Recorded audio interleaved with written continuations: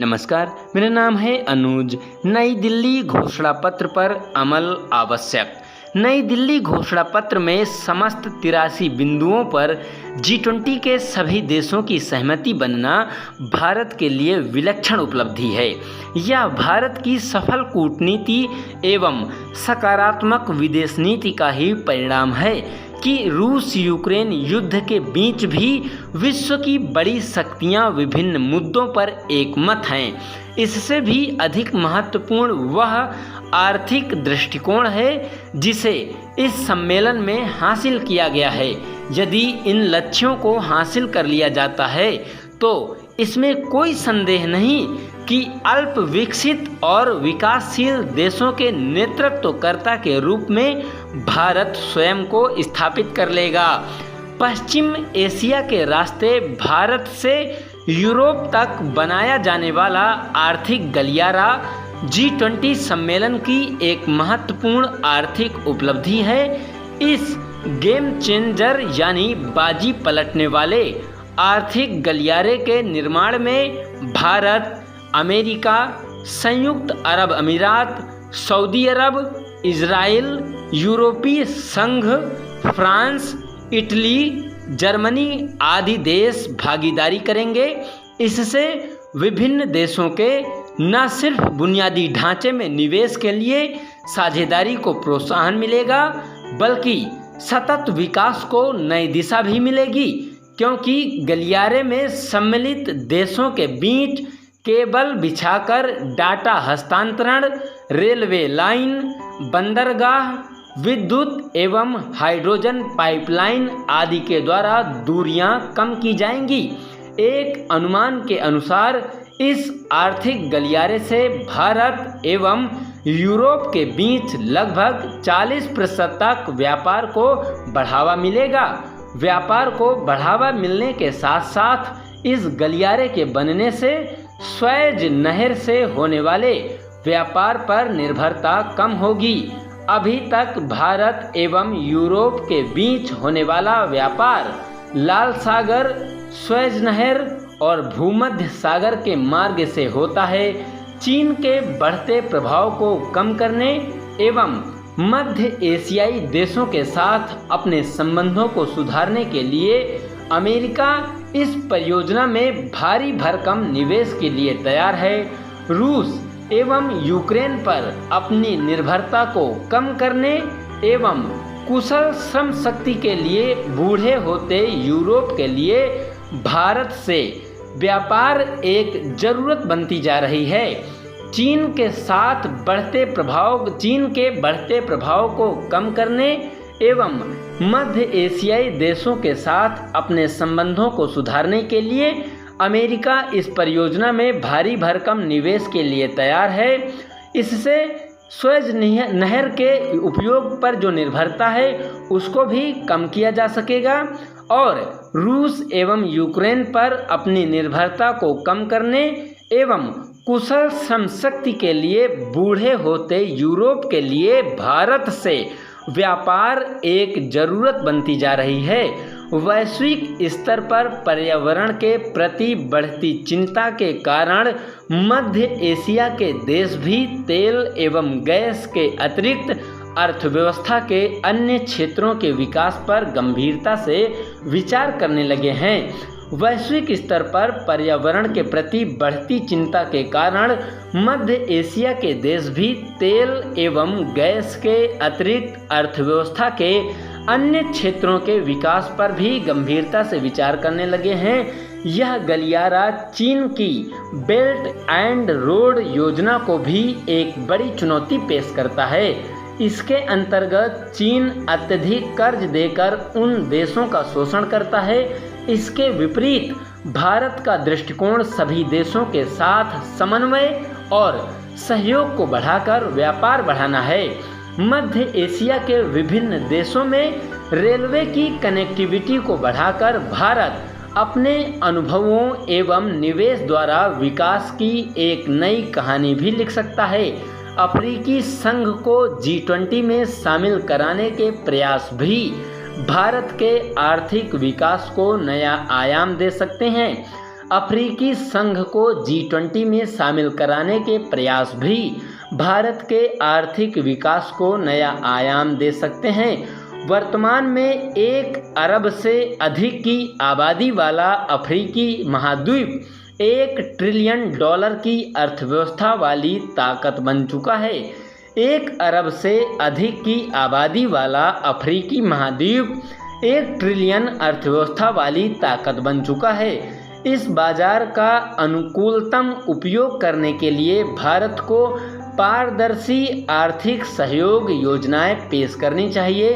प्रधानमंत्री मोदी पिछले कुछ वर्षों में अफ्रीका के 9 देशों की यात्रा कर चुके हैं, जिससे व्यापार का एक अनुकूल माहौल भी बना है। चीन की कर्ज देकर शोषण करने की चाल को अफ्रीका के देश अच्छी तरह समझ चुके हैं।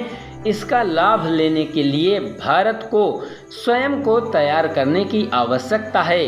भारत यदि इसमें सफल रहता है तो वैश्विक आर्थिक एवं कूटनीतिक नीतियों को नया विस्तार मिलेगा। विश्व को जलवायु परिवर्तन के दुष्प्रभावों से बचाने के लिए भारत ने वैश्विक जैव ईंधन गठबंधन की शुरुआत करते हुए सभी देशों को इससे जुड़ने का आह्वान किया है। विश्व को जलवायु परिवर्तन के दुष्प्रभावों से बचाने के लिए भारत ने वैश्विक जैविक ईंधन गठबंधन यानी ग्लोबल बायोफ्यूल अलायंस की शुरुआत करते हुए सभी देशों को इससे जुड़ने का आह्वान किया है। इस मुहिम में भारत के साथ America, Argentina, Brazil, Bangladesh, Italy, दक्षिण अफ्रीका, मॉरिशस, यूएई यानी संयुक्त अरब अमीरात आदि देश शामिल हैं। अर्थात वैश्विक जैव ईंधन गठबंधन अर्थात ग्लोबल बायोफ्यूल अलायंस में Bharat, America, Argentina, Brazil, Bangladesh, Italy, दक्षिण अफ्रीका, मॉरिशस, यूएई आदि देश शामिल हैं। इसका उद्देश्य हरित ईंधन के इस्तेमाल को बढ़ावा देना है। इसके अंतर्गत पेट्रोल में एथेनॉल का मिश्रण किया जाना है। अभी यह करीब 10% ही है। 2025 तक इसे 20% करने का लक्ष्य है। भविष्य में एथेनॉल के हिस्से को बढ़ाकर 85% तक करने पर शोध हो रहे हैं, जिससे पेट्रोल का प्रयोग 15% ही रह जाएगा। इससे न केवल जीवाश्म ईंधन से छुटकारा मिलेगा, बल्कि कार्बन उत्सर्जन घटाने में भी मदद मिलेगी। अभी हम 10% ही एथेनॉल पेट्रोल में मिलाते हैं। 2025 तक इसे 20% करने का लक्ष्य है। भविष्य में एथेनॉल के हिस्से को बढ़ाकर 85% तक करने पर शोध हो रहे हैं, जिससे पेट्रोल का प्रयोग 15% ही रह जाएगा। इससे न केवल जीवाश्म ईंधन यानी बायोफ्यूल से छुटकारा मिलेगा, बल्कि कार्बन उत्सर्जन घटाने में भी मदद मिलेगी। भारत के डिजिटल पब्लिक इंफ्रास्ट्रक्चर यानी DPI को वैश्विक स्तर पर लागू करने के लिए G20 के देशों के सहमत होने से विश्व में भारत का कद ऊंचा हुआ है। G20 सम्मेलन में निर्धारित लक्ष्यों को हासिल करने के लिए सरकार को विनिर्माण क्षेत्र को प्रोत्साहन देकर चुनौतियों से उबारना होगा, जिससे भारत के आंतरिक बाजार को अंतर्राष्ट्रीय बाजार से जोड़ने की दिशा में कार्य तेजी से हो सके। इसके लिए इन उद्योगों में आधुनिक तकनीक, डिजिटलीकरण और उद्योगों के प्रतिस्पर्धी व्यवहार के साथ उत्पादों की मूल रचनात्मकता को बढ़ावा देना होगा। G20 सम्मेलन में निर्धारित लक्ष्यों को हासिल करने के लिए सरकार को विनिर्माण क्षेत्र को प्रोत्साहन देकर चुनौतियों से उबारना होगा, जिससे भारत के आंतरिक बाजार को अंतर्राष्ट्रीय बाजार से जोड़ने की दिशा में कार्य तेजी से हो सके। इसके लिए इन उद्योगों में आधुनिक तकनीक, डिजिटलीकरण और उद्योगों के प्रतिस्पर्धी व्यवहार के साथ उत्पादों की मूल रचनात्मकता को बढ़ावा देना होगा। उद्योगों को अपनी दक्षता, औद्योगिक विशेषज्ञता और गुणवत्ता में सुधार कर उत्पादकता में वृद्धि करनी होगी। उद्योगों को अपनी दक्षता, औद्योगिक विशेषज्ञता और गुणवत्ता में सुधार कर उत्पादकता में वृद्धि करनी होगी। ऑटोमोबाइल, इंजीनियरिंग, रसायन, फार्मा, विमानन, जैव प्रौद्योगिकी, सीमेंट, ई कॉमर्स, रत्न और आभूषण, सेवाएं, स्टील आदि उद्योग थोड़े से प्रोत्साहन के साथ वैश्विक आपूर्ति श्रृंखलाओं में से एक महत्वपूर्ण खिलाड़ी बन सकते हैं।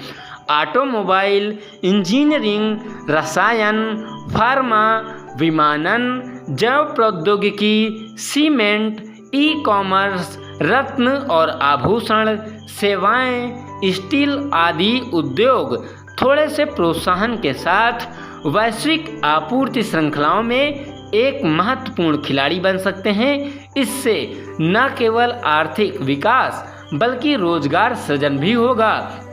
स्पष्ट है कि G20 अध्यक्षता 21वीं सदी भारत के नाम लिखने का एक सुनहरा अवसर बना।